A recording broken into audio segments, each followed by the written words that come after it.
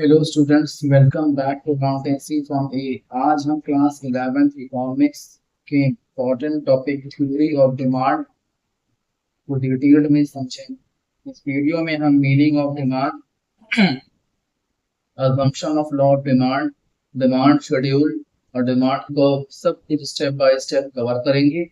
Video के साथ PDF notes भी अवेलेबल हैं। नोट्स का लिंक डिस्क्रिप्शन और पिन कमेंट में दिया गया है। देखिए, theory of demand chapter number 3।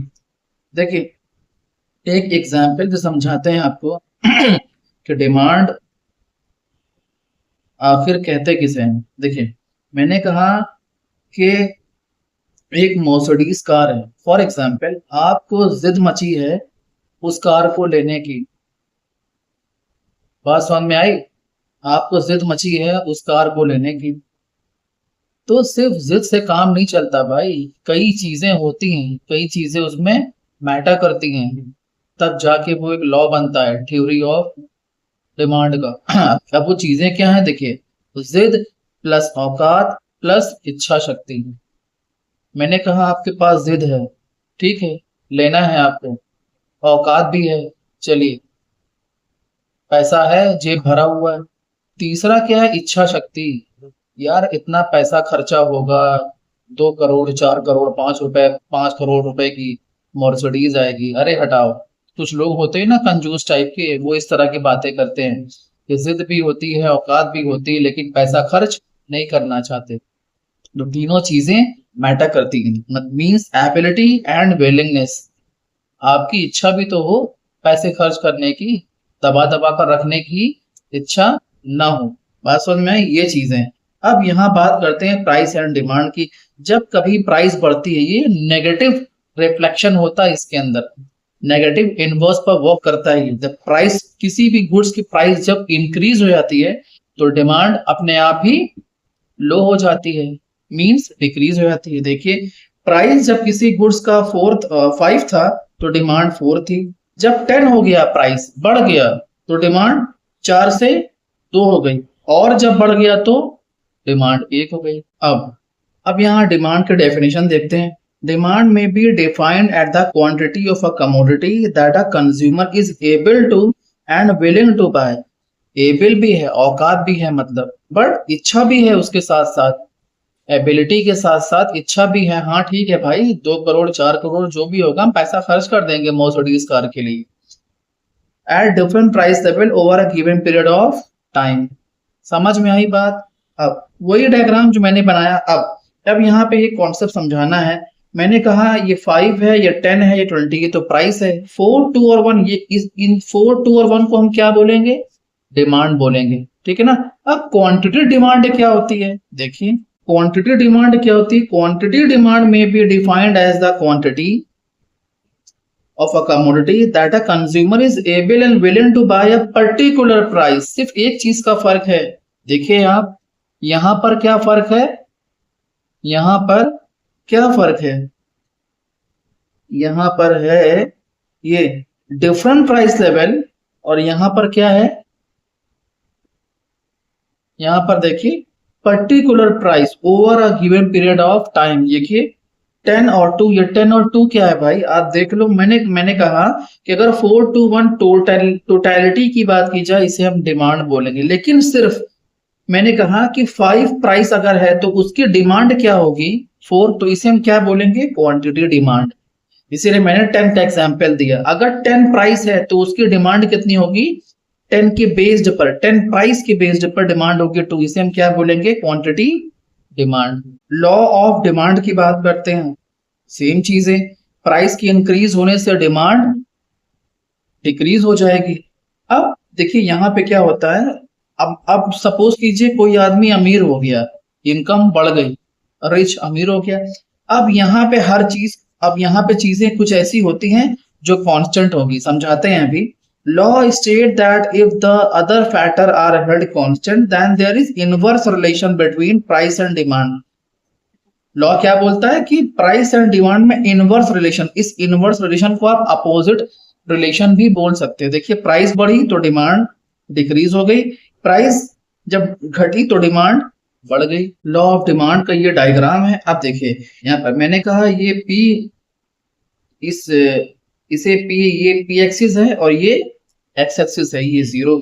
मैंने कहा प्राइस है 5 और 10, ठीक है ना, और डिमांड है 25 और 50। ये देखिए बनाया हुआ है टेबल मैंने, प्राइस 5 10, डिमांड 50 और 25। मैंने कहा प्राइस 5 के सामने क्या होगा, 50। प्राइस 5 के सामने ये देखिए 50 आ गया।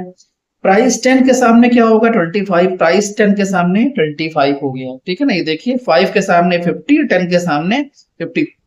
इस पॉइंट को ये यहां पर, और इस पॉइंट को ये यहां दिख रहा है, ऐसे लाइन एक ड्रॉ किया डाउनवर्ड, जिसे हम क्या बोलेंगे, डिमांड डाउनवर्ड स्लोप, ठीक है ना। ये चीज है, ये डिमांड कर्व है, ठीक है ना, ये चीजें हैं।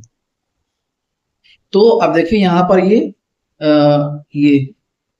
जब बढ़ने की बात हो रही है और घटने की बात, प्राइस बढ़ रहा है और तो क्या हो रहा है, और घट रहा है, तो मैंने एरो बनाया हुआ है इंक्रीज का और डिक्रीज का। बात समझ में आई। तो ये टेबल हो गया, डायग्राम हो गया। अब डायग्राम में मेंशन क्या करना है वो देखिए। अब कुछ नहीं है, जैसे ही डायग्राम आपने जो डायग्राम बनाया, बस उस चीज को आप डायग्राम एक्सप्लेन में मेंशन कर दीजिए। फर्स्ट देखिए, in above diagram x axis shows quantity. देख लीजिए एक्स एक्सिस पे क्या शो हो रहा है, क्वांटिटी शो हो रही है 25 और 50 demand, and Y axis shows price. Y पे क्या शो हो रहा है, प्राइस 5 और 10, ठीक है। ये चीजें हैं डिमांड। सेकंड देखिए, it is clear price fall from OP1 मतलब अगर किसी गुड्स वन का प्राइस फॉल हो रहा है, गिर रहा है, और गिरते गिरते कहाँ चला गया, मतलब OP1 to OP2, then demand rise Q1 to Q2। भाई जब प्राइस घट रही है तो क्या होगा, डिमांड बढ़ रही है तो क्या होगा। मैंने डायग्राम के बेस पे बस समझा दिया ये चीजें। तो जरूरी नहीं आप चीजों को एज इट इज लिखो, आप अपने अकॉर्डिंग भी, अपने दिमाग से, अपनी थिंकिंग के अकॉर्डिंग भी लिख सकते हो, मार्क्स आपको फुल मिल जाएंगे। Assumption of law of demand. अब यहाँ पर कुछ कांस्टेंट वाली बात जो इससे पहले थी मैंने बताई आपको, डायग्राम से पहले, डायग्राम टेबल और ये जो रिलेशन बताते हैं उससे पहले। देखिए यहाँ पर ओनली प्राइस की बात करेंगे, बाकी सारी चीजें कांस्टेंट होंगी, ठीक है ना। आप सिर्फ प्राइस को नजर में रखिए, ठीक है ना। फर्स्ट देखिए, taste and preference remains constant. Assumption क्या बोलता है कि हम टेस्ट और प्रेफरेंस की बात नहीं करते, इनकम और बायर्स की बात नहीं करते, पॉपुलेशन की बात नहीं करते, प्राइस एंड जो उससे रिलेटेड गुड्स है उसकी बात नहीं करते, और एक्सेप्शन विल रिमेन्स कांस्टेंट। जो हम इन सब की बात, सिर्फ हम प्राइस की बात करेंगे बस, और किसी चीज की बात नहीं करेंगे। Assumption of law of demand ये कहता है। टाइप्स ऑफ गुड्स की बात करते हैं। First substitute goods, second complementary goods, third normal goods, four inferior goods, fifth गिवन गुड्स। क्या होता है समझाते हैं आपको। फर्स्ट बात करते हैं सब्स्टिट्यूट गुड्स की। These goods are those goods which can be easily used in place of each other. ये ऐसे गुड्स होते हैं जिसे हम एक के बदले दूसरे को यूज कर सकते हैं। For example Pepsi and Cola, T and coffee. भाई पेप्सी मिला तो ठीक, वरना कोका कोला पी लेंगे, स्प्राइट पी लेंगे, फैंटा पी लेंगे। टी एंड कॉफी, भाई ठीक है, चाय मिली वरना नहीं मिली तो कॉफी पी लेंगे, ठीक है ना। अब ये नहीं चाय की जगह पे हम पानी पियेंगे। बात समझ में आई, वो फिर सब्स्टिट्यूट गुड्स में नहीं आएगा। बात कॉन्सेप्ट समझिएगा। आप रिलेशन बात कर रहे हैं, price of Pepsi, demand of Cola. अगर प्राइस ऑफ पेप्सी की प्राइस बढ़ जाती है और तो क्या होगा भाई, अगर आप पेप्सी की प्राइस अगर बढ़ जाती है तो जो डिमांड होती है किसकी, कोका कोला की, वो बढ़ जाएगी, ठीक है नहीं भाई। भाई ठीक है, पेप्सी की प्राइस बढ़ गई है, पेप्सी नहीं पियेंगे, हम कोका कोला पियेंगे। होता तो एक ही जैसा है ना भाई, टेस्ट हल्का फुल्का टेस्ट चेंज होता है, बाकी लोग उतना एडजस्ट कर लेते हैं। सेकंड बात करते हैं कॉम्प्लीमेंट्री गुड्स। क्या होता है भाई, these goods are those goods which are use together, जिसे हम एक साथ यूज करते हैं। For example car and petrol, mobile and battery. मान लीजिए प्राइस बढ़ गया कार का, तो सॉरी प्राइस बढ़ गया पेट्रोल का, तो कार की डिमांड कम हो जाएगी। बात समझ में आई कि नहीं। ये चीजें होती हैं भाई, बिना पेट्रोल की गाड़ी आप कहाँ चलाओगे, पेट्रोल इतना महंगा हो गया है, ठीक है ना। अब रिलेशन देख लीजिए, यहाँ पे प्राइस अगर बढ़ गया तो डिमांड घटी जाएगी, और प्राइस अगर घट गया तो डिमांड बढ़ जाएगी। ये रिलेशन है।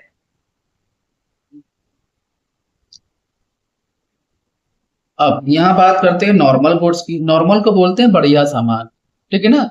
ये चीजें हैं जिसे आप सुपर गुड्स भी, सुपीरियर गुड्स भी बोल सकते हो। These normal goods are those goods whose income effect is positive and price effect is negative. Income effect is positive का मतलब क्या हो गया भाई, कि इनकम बढ़ गई। बात समझ में आई। अब प्राइस इफेक्ट इज नेगेटिव मतलब क्या हुआ, प्राइस घट गई। आप देख लो, अगर कोई आदमी अगर अमीर हो जाता है, उसकी इनकम बढ़ जाती है, तो उसकी डिमांड भी बढ़ जाती है। बात समझ में आई। ये चीजें हैं। ऐसा क्यों होता है समझाते हैं अभी आपको। और अगर प्राइस बढ़ जाता है तो डिमांड घट जाएगी। किस चीज की डिमांड घट जाएगी भाई, अगर कोई आदमी अमीर हो गया तो अपने डिमांड को बढ़ाएगा ना। प्राइस अगर बढ़ गई तो उसकी डिमांड घट जाएगी। किस चीज की डिमांड घट जाएगी, एग्जाम्पल देखिए, वीट और राइस।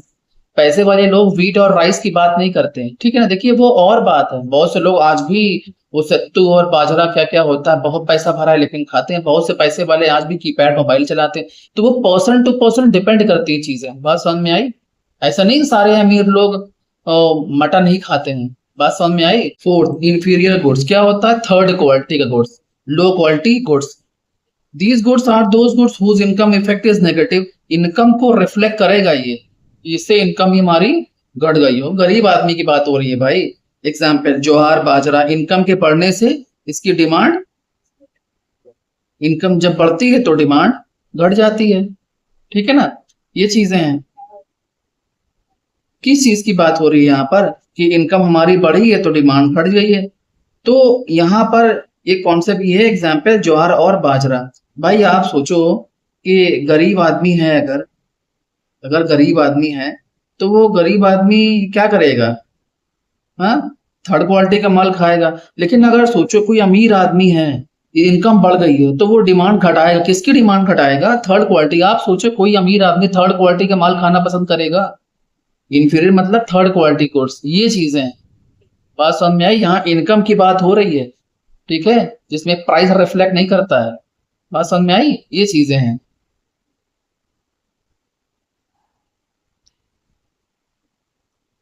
अब गिवन गुड्स की बात हो रही है।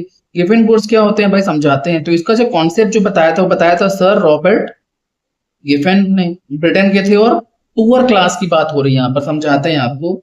मान लीजिए मीट है और ब्रेड है, हफ्ते में 7 दिन होते हैं। गरीब आदमी की बात हो रही, साफ साफ पहले लिखा है पुअर क्लास की। हफ्ते में गरीब आदमी हफ्ते में 1 दिन क्या खाता है, मीट। अभी ये माइंड नीचे का छोड़ दो, आप सिर्फ ऊपर की बात कर रहे हैं। क्या लिखा है, 1 दिन क्या खाता है, मीट। 6 दिन क्या खाएगा, ब्रेड। गरीब आदमी क्या करेगा भाई, हफ्ते का हफ्ता क्या करेगा, मीट खाएगा, नहीं खा पाएगा।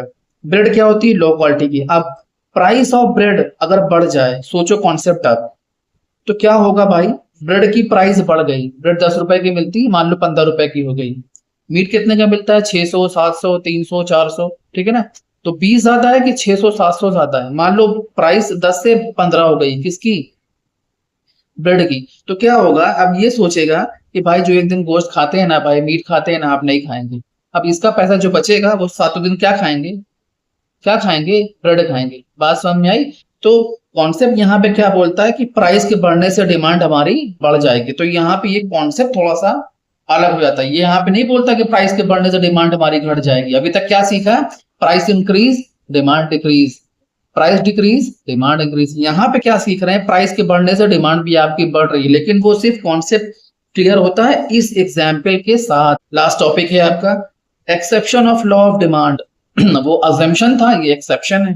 फर्स्ट, नेसेसिटी और एसेंशियल गुड्स। जैसे कोरोना के टाइम की बात कर रहे हैं भाई, ऑक्सीजन की अगर जरूरत है तो लाख प्राइस बढ़ जाए, इंसान जान से बढ़कर कुछ नहीं होता। जान से बढ़कर पैसा होता है क्या भाई, ठीक है ना। तो आप लोगे ही लोगे। फिर वहां लॉ ऑफ डिमांड वर्क नहीं करेगा कि नहीं प्राइस बढ़ रही है तो डिमांड घटाएंगे, नहीं। कैसे भी करके ऑक्सीजन चाहिए। आपने देखा भी होगा, सुना भी होगा, इमरजेंसी केस कोई आ गई है, पैसे की कोई वहां पे कीमत नहीं होगी, नहीं, डिमांड हम करेंगे ही करेंगे। प्राइस इग्नोरेंस, भाई हमें मोबाइल लेना है, आईफोन आईफोन 17 प्रो मैक्स क्या क्या होता है, 1,70,000 का, 80,000 का, नहीं भाई लेंगे। अब वहां प्राइस मैटर नहीं करती, इतना महंगा नहीं। लॉ ऑफ डिमांड वहां वर्क नहीं करेगा कि नहीं प्राइस बढ़ गई तो डिमांड घटाओ, नहीं भाई चाहिए हमें, ठीक है। वेबलन गुड्स, वेबलन गुड्स क्या होते हैं भाई साहब, भौकाली वाले, जैसे अरमानी की, लूची की, होते हैं ना, गुची वगैरह का। एक्सपेंसिव नहीं, हमें शौक है दिखाने का, हम दिखाएंगे। सस्ते सामान इस्तेमाल नहीं करेंगे, प्राइस लाख पड़ जाए हम तो भाई भौकाल दिखाएंगे अपना, साला थौर से चलेंगे हम। ठीक है। गिफ एंड गुड्स क्या होते हैं समझाया पीछे भाई, ठीक है ना। प्राइस बढ़ गई, डिमांड बढ़ हो गई, अभी बात की मैंने ब्रेड और मीट वाली। ठीक है। ये लेक्चर था हमारा, अगर लेक्चर आपको अच्छा लगा हो तो please subscribe my channel. Thank you.